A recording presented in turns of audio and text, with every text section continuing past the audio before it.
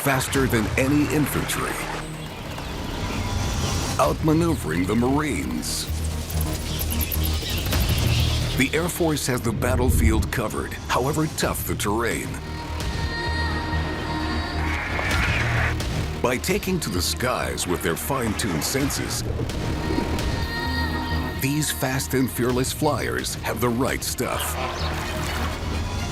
When it comes to grabbing an aerial advantage, the sky's the limit for these special forces.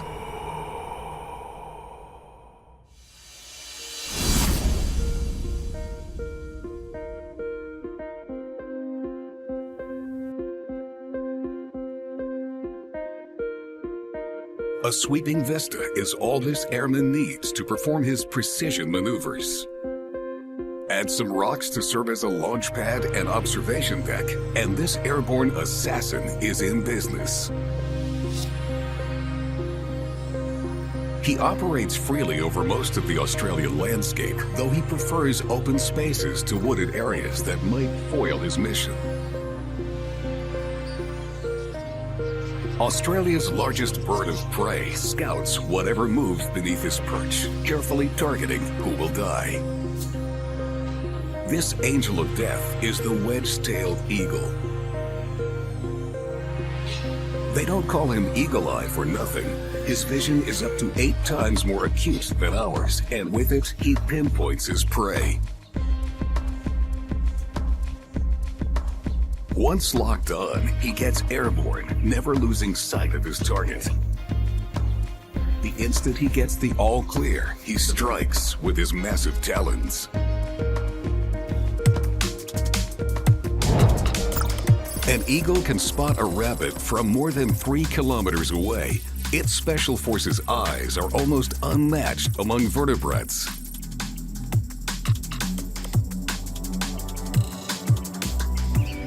Although an eagle may only weigh around 4.5 kilograms, its eyes are about the same size as ours. Of course, these precision instruments need regular maintenance. It's provided by a nictitating membrane, a third inner eyelid. It wipes the eye every 3 or 4 seconds, sweeping dirt and bacteria away. It also shields the eye during flight and while diving through the air. The membrane is translucent, so the pilot can see through it when it's closed. This Top Gun spies a rabbit. As he plunges from the sky to attack his prey, the muscles in his eyes continuously adjust the curvature of the lens. These micro-adjustments maintain sharp focus and accurate perception throughout the approach and attack. And that's too bad for the rabbit. The eagle's 2 fovae, or centers of focus, allow the bird to see both forward and to the side at the same time. Its eyeballs, heavier than its brain, move separately, but they're too big to rotate much in the socket. A structure of the eye called a pecten may help nourish it, perceive motion, shield the sun, and detect magnetic fields. In North America lives another Special Forces flyer, the patriotic bald eagle.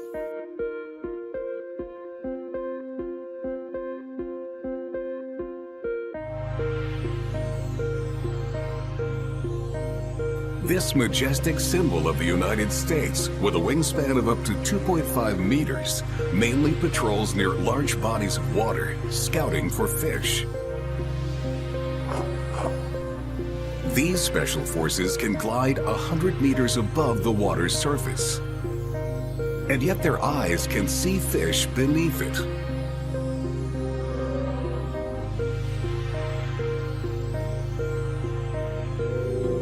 That's an extraordinary feat, since most fish are counter-shaded, camouflaging them against air raids.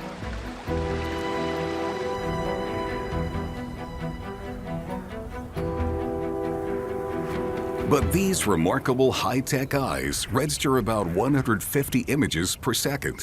What we see as seamless motion, the eagle registers as a series of slow pictures, giving it ample time to lock in on a target.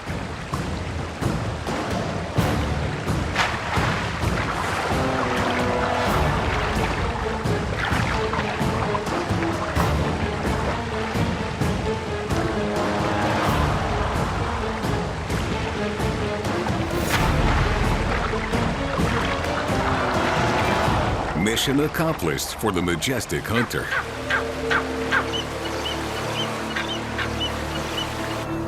These Special Forces air warriors are made, not born.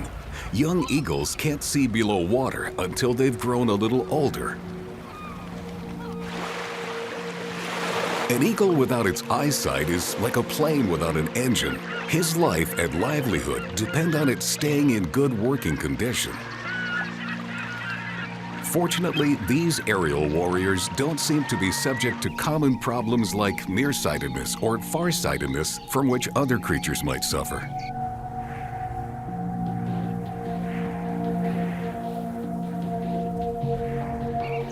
All in all, with their superior vision, Eagle Special Forces dominate the airspaces they inhabit.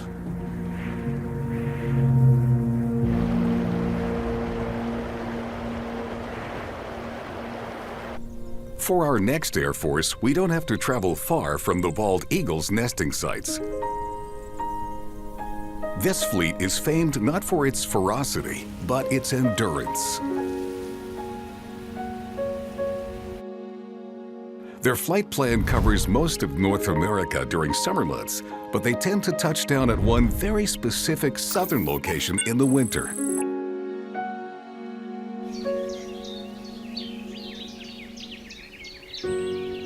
The monarch butterfly. These graceful orange and black flyers with wingspans around 10 centimeters decorate the skies.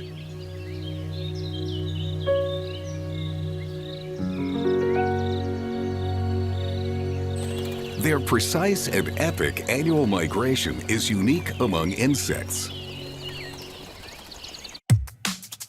Their autopilot for their more than 4,000-kilometer journey locks onto the Earth's magnetic field and reads UV light through their specialized antennae. But before they can earn their wings, they must be born several times. As larval cadets, they're called caterpillars, munching on toxic milkweed leaves. They're voracious eaters, each one capable of consuming an entire milkweed leaf in less than 5 minutes. Each caterpillar is on a mission to gain 2,700 times its original weight. This prepares them for the next stage of their training. When they've eaten their fill, they suit up and become the chrysalis.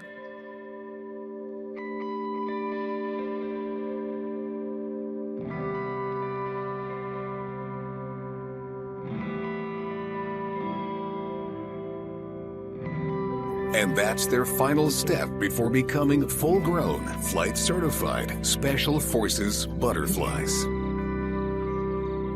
And that earns them a special privilege, the right to mate. This one won't be mating here now. Instead, he'll set out on his migratory mission and wait for spring. He has no choice. When autumn comes, the milkweed plants grow scarce and lose their nutrition.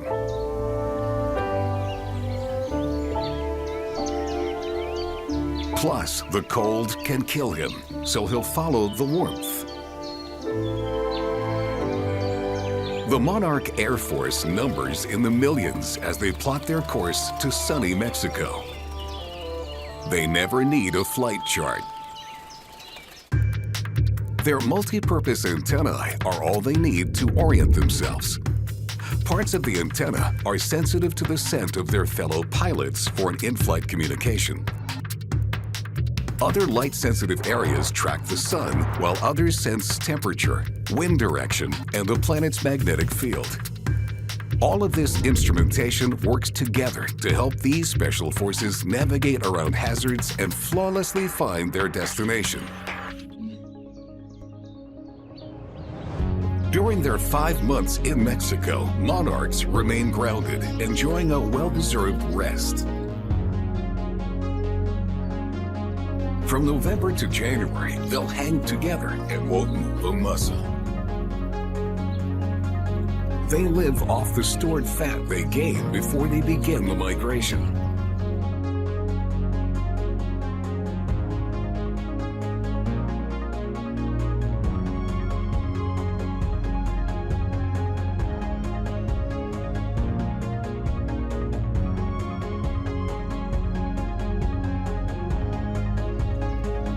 By mid-February, when the weather starts to warm, the huddled butterflies begin to peel off and search for nectar.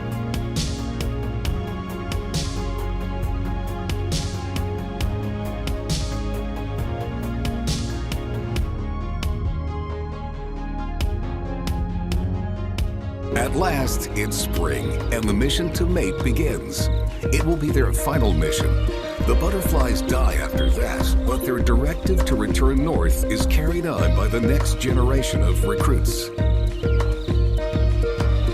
It's a complicated maneuver. 3 generations make a one-way trip. The 4th completes a round trip. Monarch courtship can last 16 hours or more. They mate only at the very end. Exhausted from their journey and the act itself, these adults die. Their lives lasted 6 to 8 months.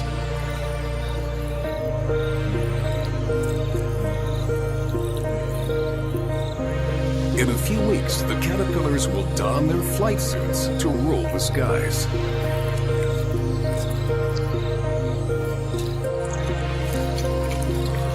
By the time the 4th generation of butterflies returns to the north, the milkweed has replenished and they can start getting fat again.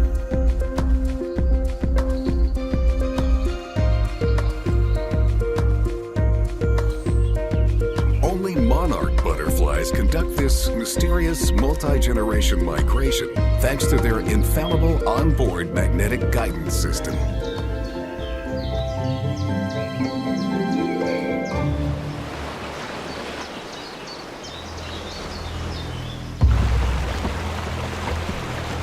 On the other side of the world, an air force with a shorter range but much more frequent missions.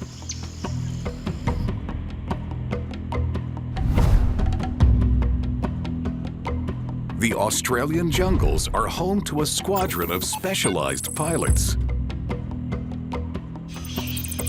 Fruit bats. As their name suggests, this larger breed of bat fuels up on fresh fruit juices rather than chasing down insects.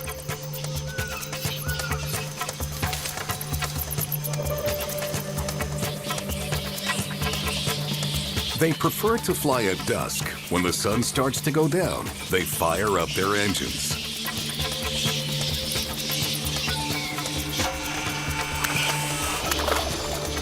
Every evening, they travel from their roosts to their feeding grounds and back, navigating by smell for long-range missions and by vision on closer range.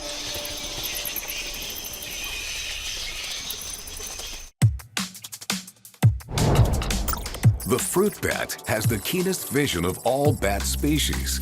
By combining sight and smell, they can locate food and fly clear of danger. In the morning, the squadron returns to its hangar.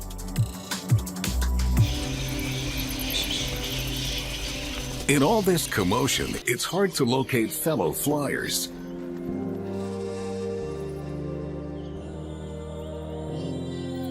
Mothers call to their pups and wait for a response. Unlike bug-hunting bats, fruit bats don't echolocate.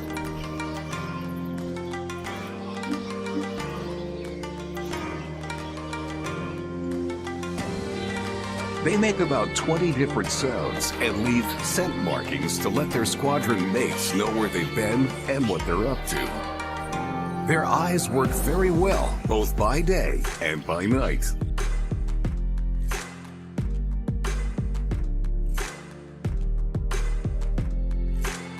By sleeping in clusters in the light of day, they're more apt to spot a predator and sound the alarm.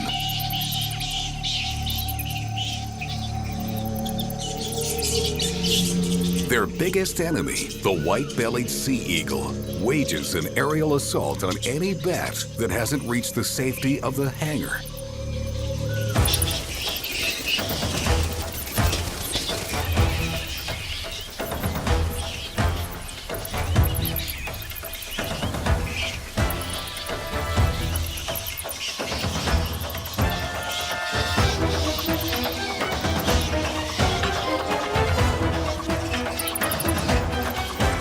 The commotion of flapping squadron of bats scrambles the sea eagle's visual guidance system. He doesn't know where to strike and aborts his mission. But he's a very patient adversary and will bide his time until he sees a fruit bat lagging behind the rest.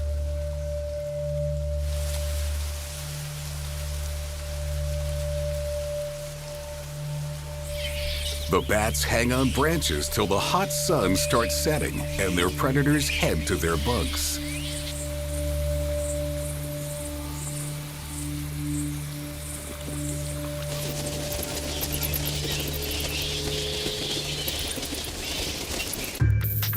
Fruit bats can roost as far as 60 kilometers from their feeding grounds. Without echolocation, the bats depend on their eyes in the gloom of dusk.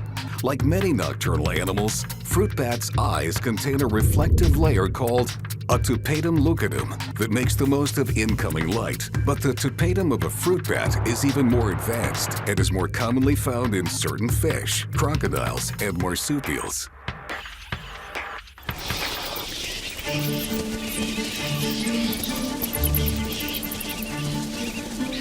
The Air Force has reached its designated target. The bats will spend all night eating. The bats crush the fruit with their blunt teeth and suck the juice and soft pulp. As they chew, they spit out the seeds and in the process plant new trees. Their furry flight suits collect pollen grains, which the bats unintentionally spread during their fruit-gathering patrols.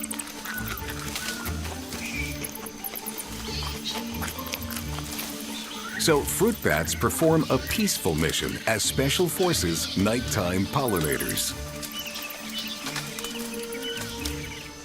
When done, they'll return to their roosts and rest up before their next mission. Our next airborne expert is a Special Forces tracker. His Air Force skills are highly effective and he carries out crucial duties.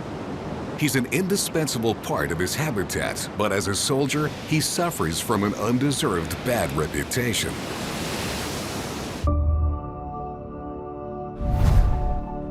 Inhabiting most of the so-called New World, members of this Air Force are a world-class cleaning crew. On the beaches of Costa Rica, olive ridley turtles gather to lay their eggs.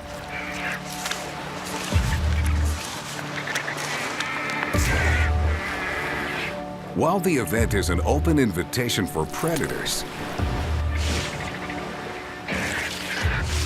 this Air Force has a different mission in mind: black vultures.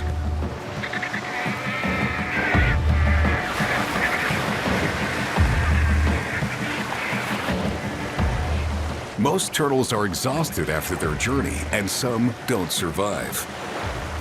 That's what the vultures have come for.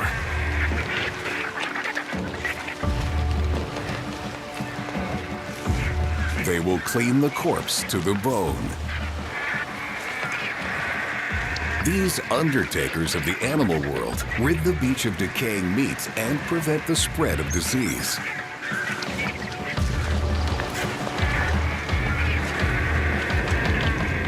To locate their food, they use their nostrils.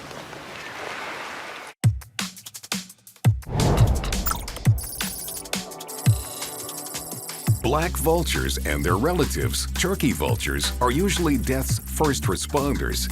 Their sense of smell gives them a hearty head start on other scavengers. Black vultures scan the area below them from around 300 meters.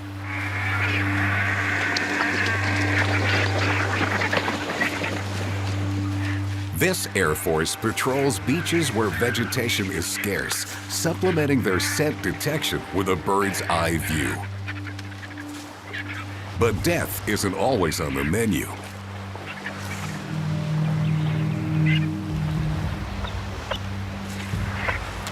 Turtle hatchlings make an easy, lively meal for black vultures.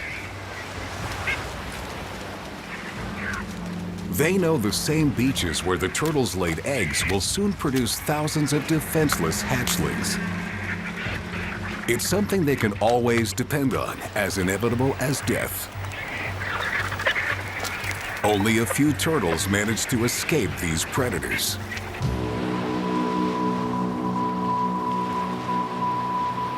On the other hand, the turkey vultures prefer forested areas and never touch living flesh.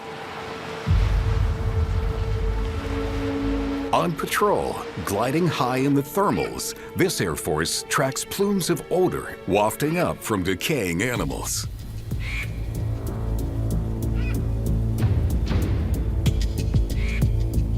Circling, they home in on their scent, moving closer as it gets stronger, until they find the source.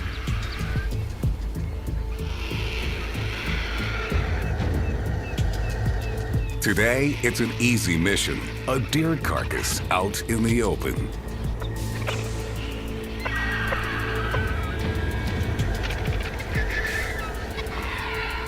But their sense of smell is so keen and the odor of death so distinctive that they can find a meal as small as a dead rodent buried under a pile of leaves.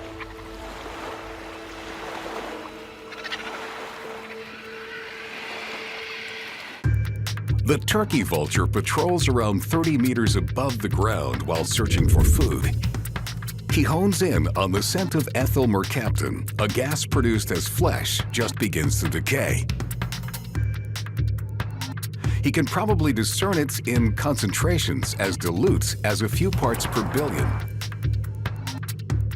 The turkey vulture's nostrils and olfactory bulb are larger than the black vulture's. That anatomical difference gives turkey vultures an advantage over black vultures, who they might compete with. But black vultures are stronger. The turkey vulture squadron might arrive on the scene first, but they must chow down fast or risk being chased away. Though practically anything dead is fair game to a vulture, turkey vultures prefer freshly dead mammals if given a choice. They hold the cadaver down with their blunt talons as their sharp beaks tear into it. Their bald heads have no feathers to get soiled when they stick their heads inside the carcass. Vultures couldn't perform their special forces work without a strong immune system. They seem to be resistant to most foodborne diseases like anthrax and cholera, and by consuming spoiled meat, they prevent disease from spreading. Vultures are an air force that thrives on foul air. They're a disrespected but indispensable cleanup crew. Staying in the New World, we're enlisting a Special Forces pilot with amazing aerial acrobatic skills. A pilot who can hover like a combat helicopter.